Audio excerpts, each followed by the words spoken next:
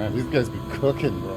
I swear, man. You'll see I have my brake balance set to -3. Now, this is a preference. Might not work for everybody, but this is what works for me.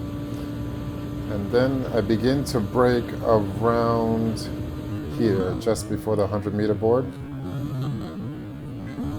Try to get the car to slow down as much as possible, so I can start to do some rotation.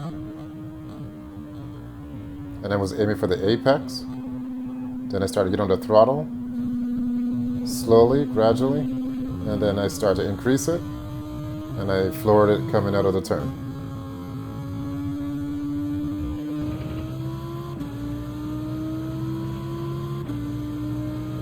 And then coming up for the turn here, I slowed down just before the 50-meter board. Start to rotate. I rotated a bit too early, but I didn't get a penalty, so which was good. But pushing it to the borderlines, I guess.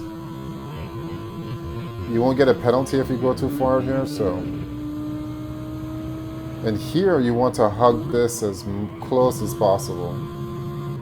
The car is going to tend to want to drift to the left, but you definitely got to lift and set yourself up for this turn here. Just before the 50-meter board, start to brake. Try to slow the car down to get some rotation, and they aim for the apex as much as possible. And then floor it, coming out.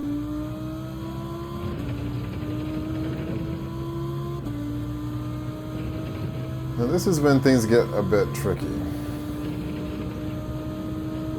Brake after the Dunlop sign. Aim for the apex. I try to get on the throttle a bit early here to carry some momentum through this left turn. If you carry too much momentum, you're going to go far right, but set yourself up for this turn.